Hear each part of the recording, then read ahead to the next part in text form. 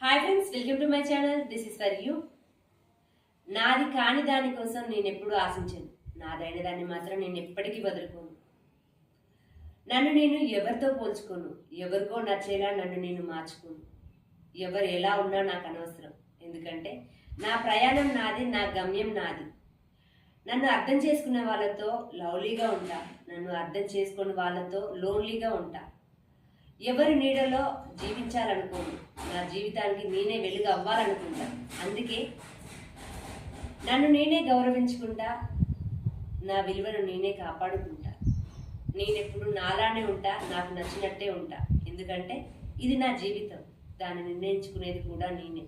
నా స్వేచ్ఛే నా బలం, నా ఆత్మగౌరవమే అసలైన గుర్తింపు. అర్థమవుతుందా? ఈ వీడియో నచ్చినట్లయితే లైక్ చేయండి, షేర్ చేయండి. Thanks for the watching.